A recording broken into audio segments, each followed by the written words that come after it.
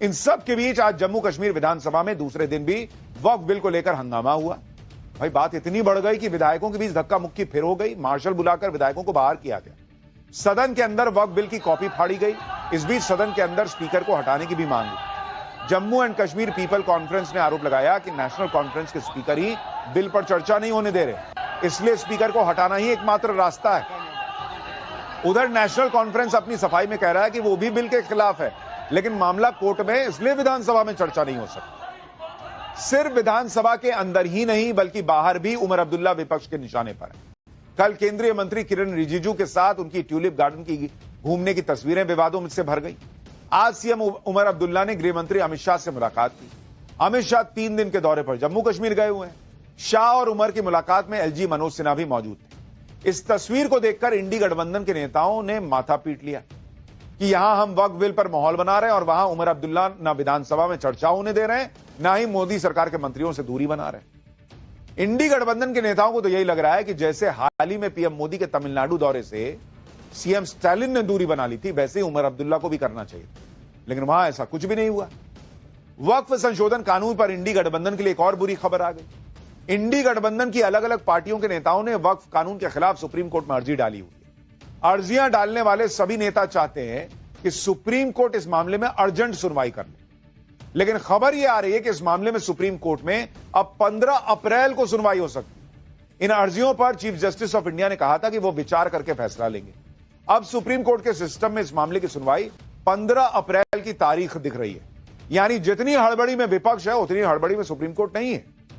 वक्फ bill पर तुरंत सुनवाई होने के आसार नहीं दिख रहे। अब सुनवाई होगी तो अगले हफ्ते। इस बीच यह भी खबर है कि वक्फ कानून के समर्थन में भी सुप्रीम कोर्ट में पहली अर्जी दाखिल कर दी गई है। अखिल भारत हिंदू महासभा के सदस्य की तरफ से अर्जी डालकर वक्फ कानून को सही बताया गया। यानी वक्फ के नाम पर विपक्ष की राजनीति थमने का नाम नहीं ले रही। भाई इसमें अलग अलग लेवल की एंट्री हो रही है। अब इस लड़ाई में मुगलों के वंशज कूद पड़े। वक्फ कानून के विरोध करने वालों में एक नया नाम जुड़ गया है। यह नाम है प्रिंस याकूब हबीबुद्दीन तुसी का, जो खुद को प्रिंस तुसी कहलवाना पसंद करते हैं और कई बार तैमूर भी कहते हैं। खुद मुगलों की जायदाद पर अपना हक जताते हैं। प्रिंस तुसी ने वक्फ बिल पर सीधे पीएम मोदी और गृह मंत्री अमित शाह को चैलेंज कर दिया। प्रिंस तुसी का कहना है कि वो वक्फ की लड़ाई को इंटरनेशनल कोर्ट ऑफ जस्टिस में ले जाएंगे, मतलब यहां नहीं, सीधा आईसीजे लेके चले जाएंगे।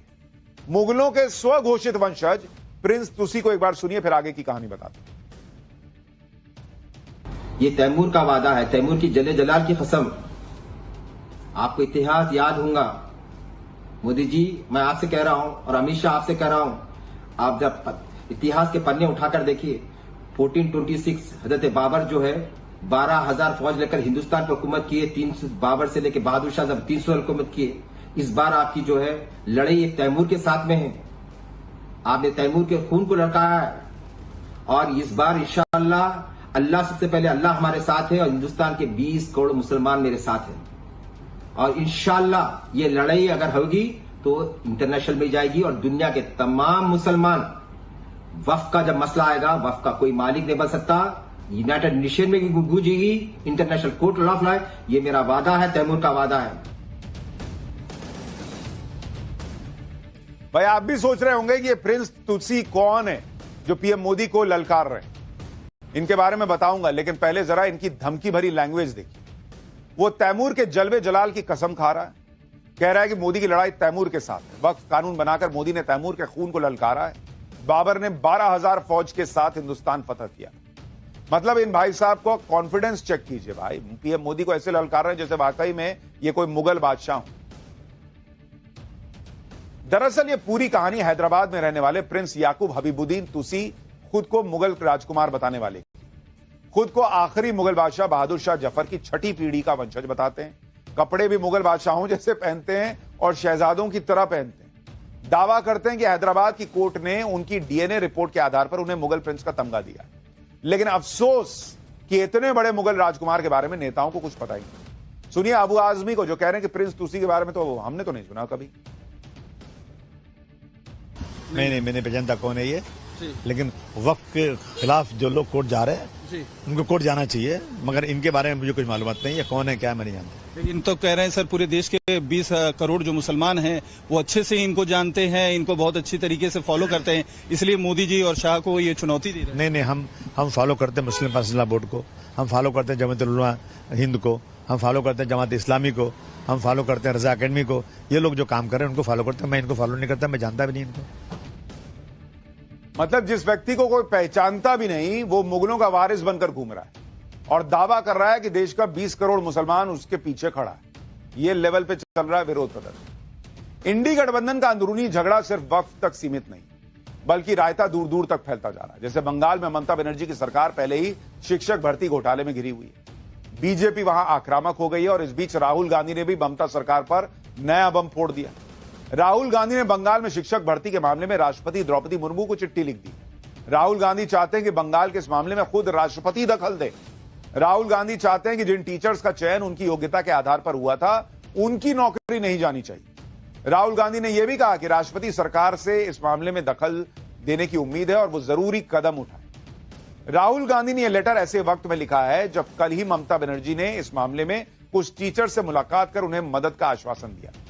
लेकिन राहुल गांधी बंगाल के इस मामले को सीधे राष्ट्रपति के पास ले गए और वो चाहते हैं कि ममता बनर्जी की सरकार में जो कांड हुआ है उस पर अब मोदी सरकार दखल दे।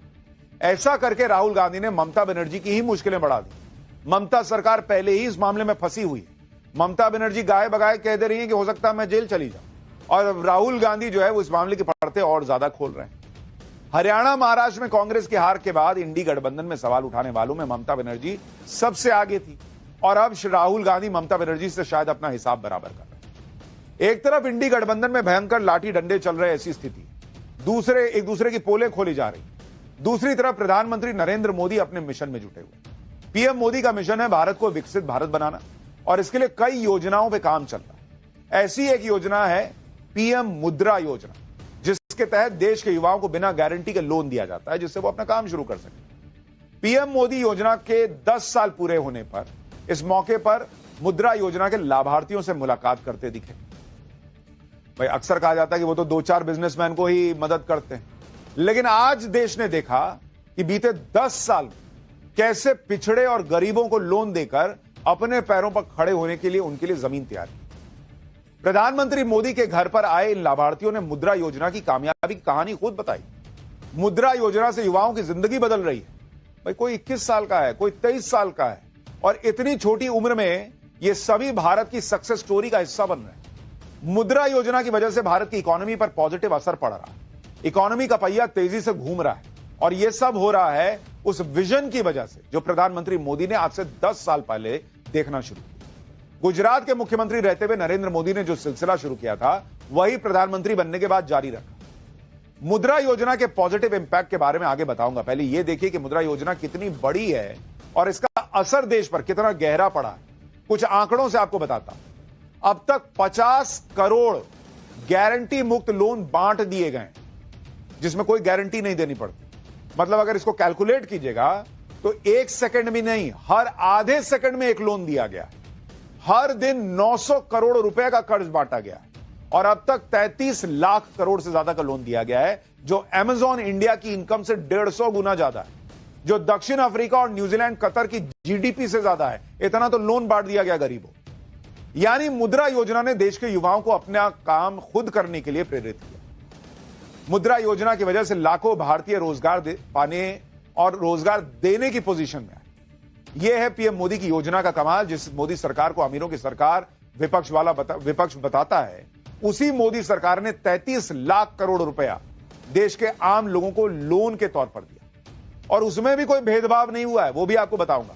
लेकिन सुनिए पीएम मोदी आज इस पर क्या कह रहे थे कि लोग वहां पर जो थे वो सब ठाके लगाने लगे। 33 लाख करोड़ रुपया ये देश के लोगों को बिना गारंटी दे दिए गए हैं। आप अखबार में तो पढ़ते हो अमीरों की सरकार है, हैं? सभी अमीरों का टोटल लगा दोगे तो भी 33 लाख नहीं मिला होगा उनको। मेरे देश के सामान्य मानवी को 33 लाख करोड़ रुपया आपके हाथ में दिए है ना, आप जैसे देश के होनहार युवा युवतियों को दिए गए हैं। और इन सब ने, किसी ने 1 को, किसी ने 2 को, किसी ने 10 को, किसी ने 40-50 को रोजगार दिया है। यानी रोजगार देने का बहुत बड़ा काम ये इकोनॉमी को जनरेट करता है। मुद्रा योजना के लाभार्थियों ने खुद प्रधानमंत्री मोदी को बताया कि कैसे उनकी जिंदगी इस योजना ने बदल दी। जैसे भोपाल के एक युवा ने मुद्रा योजना से लोन लेकर अपना काम शुरू किया, फिर अपना काम शुरू करने के बाद कुछ ही सालों में उसकी पूरी जिंदगी बदल गई। कभी दूसरों की नौकरी करने वाला आदमी आज अपना खुद का मालिक है और दूसरों को रोजगार दे रहा है। सुनिए उसने क्या बताया। चूंकि पहले मैं जॉब करता था सर, किसी के यहाँ नौकरी करता था तो नौकर था सर। आपने हमारी गारंटी ली है सर मुद्रा लोन के माध्यम से, और सर आज हम मालिक बन गए सर। मुद्रा योजना ये कोई मोदी की वाहवाही के लिए नहीं है।